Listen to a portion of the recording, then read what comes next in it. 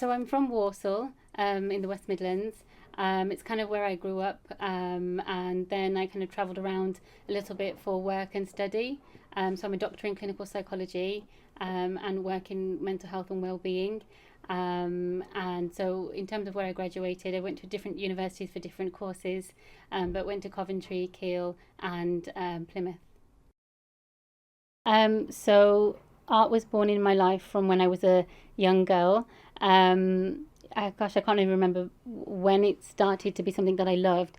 It's kind of all I've known in that way, if that makes sense. It was my father when he was around. He was quite a creative person, enjoyed drawing, and I think that was probably where the spark started, and something that I continued, kind of even in his absence. And yeah, I think I used to just kind of copy stickers and cartoons and things like that to begin with, and then enjoyed it when I did it at I think it was, yeah, GCSE and A level, and it was only until I guess 2021 when I decided to really put myself out there and to try and give it a go, and yeah, kind of see if I could uh, share my work, and see if other people liked it too. So that's kind of when it was sort of shifted from something that I did for myself only to it being something that I wanted to share with others. So I don't like to kind of pigeonhole myself to one type of genre, and I love that about me and the kind of art that I want to create. I'm pretty open. So when I was young, I did a lot of portraits and charcoal paintings, and then as I've kind of evolved, I moved into paintings, using painting and acrylics. And now I think because I'm thinking a bit more about efficiency with my job and how to get kind of art out there a bit more quicker and a bit more in a more timely way, I've started to do more digital pieces of art now, and that's what we see here, and what you saw at the Seat Games. Um, so that's kind of a variety of different methods of how to create art. And in terms of the genres, they can vary as well. A lot of them do have meanings, um, and which we can go into. I can share a little bit about that. And that's kind of important to me as well, is that it's not just something that I'm doing for the sake of it. It has to have some meaning attached to it, and that's probably where the psychology element comes in a little bit, or life experiences and things. But often it's all about kind of being supportive, being kind, and hopefully you'll find yourself within the art. And that's the key part, is that anything we're drawn to, it's something that's innate within us, and art is just an extension of ourselves. So yeah, my highest hope as an artist is that my art becomes yours, I guess, in one way or another. One thing that I love about the way in which art is created, and at least for me, the concept evolves over time, and it depends. If I'm working with a client, as I have been, then it's great to collaborate with them about what their ideas are, what my ideas are, and how to bring the two together. And when it's myself, the series that I'm developed um, um, um, for Remembrance Day in November, that is like by far, I think, one of my best series that's going to be coming out, because I couldn't imagine what I've created beforehand, if that makes sense. So I love the process of discovery, because it just kind of unfolds after one idea, and kind of trial and error, really. So I kind of really love that element of it. Who am I inspired by? I think lots of artists more generally.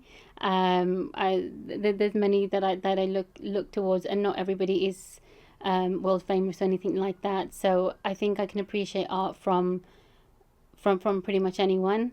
I think I do look a lot towards, maybe inquisitive a little bit, kind of looking at his work.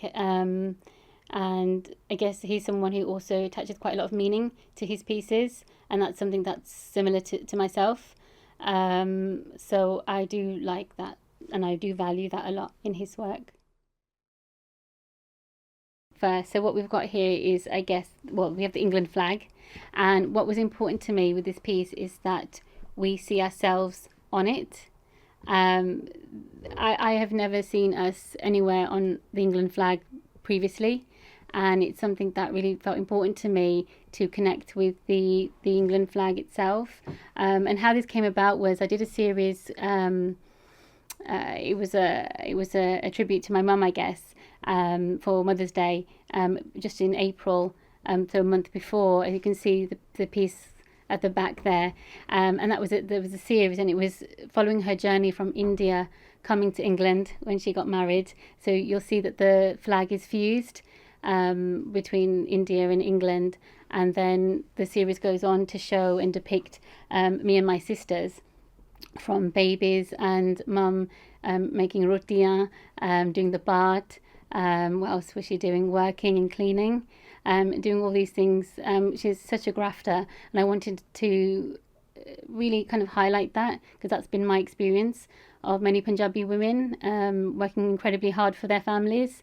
And then as each of her 4 children were born, you'll see in the series, which is on my Instagram, that the England flag gets brighter because our roots, because we were born here. So it kind of switches with a little bit of, if I show you this one, so this is kind of one of the versions of where we grew up, really. So there's one where we were babies, one where we were children, and then as adult women, with my nieces and nephews in there as well. But we've got a little kind of nod to the Indian flag there as well, because it's kind of about fusion.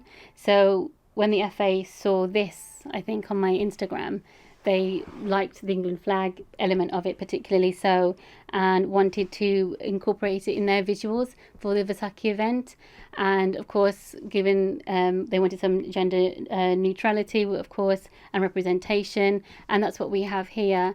And it felt really important to me. Like I say, it was something about wanting to connect more with the flag, and that this is kind of our country too. So it's about inclusion and representation, and the best way to do that is to be on it, I guess. And I've never seen anything like this before, so I feel very proud to kind of contribute to that, really.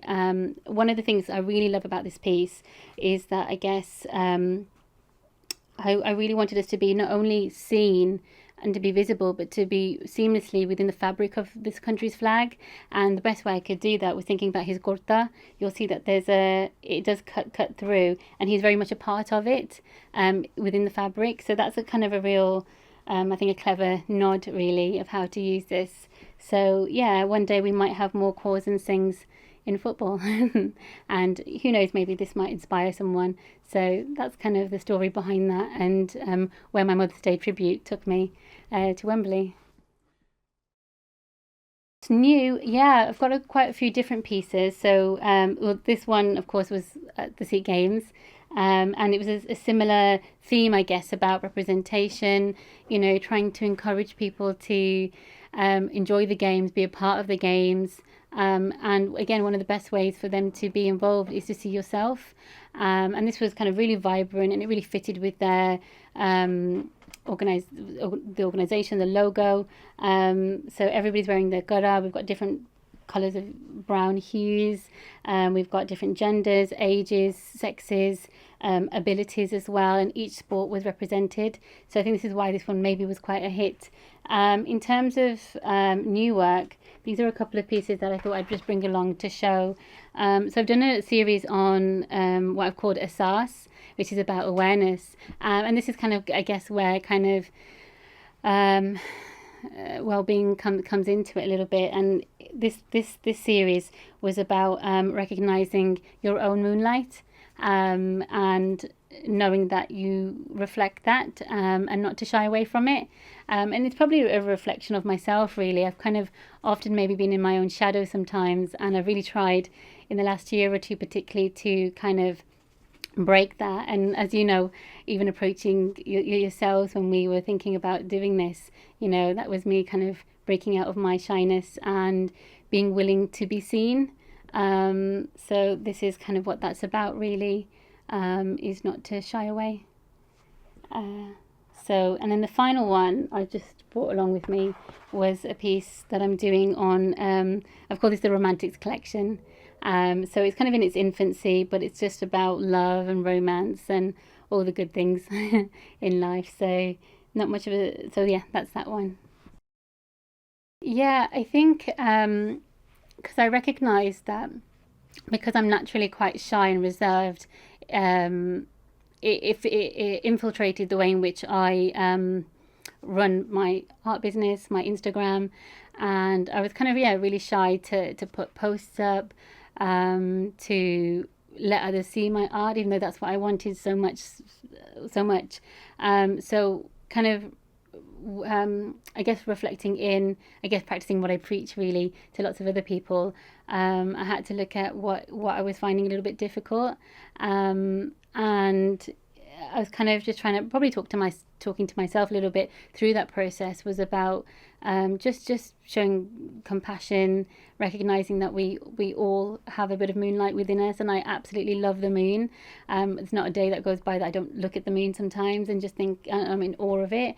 And yeah, it just reminded me that it was important to push yourself, and I'm used to pushing myself. Whether it's work, study, art, it's something that is ingrained in me to work hard, and why not work hard for something that you want, and for that to be the case, if I never did that series, I don't think I'd be here today, being interviewed by yourself, and really being seen. So it's been a part of my growth journey, I guess, as an artist and as a person. So that's kind of it, really. Probably confidence has been a little bit challenging for me, but I think it's always something that you can learn from and you can grow. So whilst it things only stay as a regret if they're not changed, and so as much as I say that, I don't think it is anymore because I've taken steps to discover and uncover more of myself, and to know learn more about myself, and so I think that's probably the main thing that perhaps in life has held me back, but not anymore.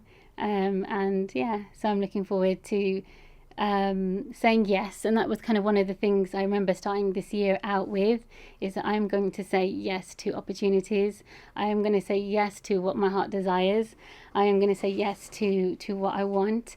And so far, I have said yes to absolutely everything that I wanted. Didn't necessarily get everything that I wanted, of course, but I'm very proud and happy, and content with the fact that I went for everything. So, and that for me is brings me peace and contentment. I'm so glad that I gave myself the opportunity to put myself out there. I'm still in my infancy in terms of career wise with art, but the small moments, or the big moments actually, that have happened for me, particularly since working with the FA, that's just kind of opened many doors and networking opportunities. And whilst sometimes I feel like, oh, I'm not 100% ready for what is happening, it's also great to meet myself and know that, what, I'm going to do it. I'm going to push myself. Like I said before, I'm used to working hard. So that doesn't phase me. It's just about, continuing through that. But absolutely, I found myself through art 100%. That my artwork was going to be, when it was agreed that it was going to be the backdrop for the FA event, that was a pretty proud moment for me, because it meant, especially given that I'm a little dot on the internet, I'm an unknown artist more generally. I'm not necessarily established in ways many others are, and to be able to be recognised by someone, by an organisation like the FA, for my work, and for them to want to work with me, was a really proud moment, and probably more so because it challenged some self-limiting beliefs that I had about where my art could go. So it really did open my eyes to many things. So I'm proud of that. I'm proud that I was able to deliver. I've never really connected much with the England flag. I've never really kind of felt like it was mine. Um, I find the Union Jack more inclusive, I guess. And I didn't want that to be the only narrative that I hold in my mind. And the association that I do have with the England flag didn't reflect one, like I say, where I was included. And I wanted to change that for myself and maybe for others if it resonated. So that's why I guess I put my mum on there, really. Or, you know, she's kind of more figuratively representative of other parents, grandparents, fathers, mothers, aunties, uncles who came from other countries, and came to this country. So that was really important to position her journey, because her journey is part of my journey, and I'm sure the story of many people. You know, so I think I wanted to land our roots here properly. And like I say, it's not only my story, it's many of our stories, which is why I wanted to connect with it more. And you can't unsee that anymore. I can't unsee it. And as a result of that, I do connect more with England flag than I did before. So that's a great outcome. That's what I wanted through that. And I hope that others find themselves within that too, because it's a shared story, really. And it's often about inclusion, and belonging, and I think that's what that communicates to me.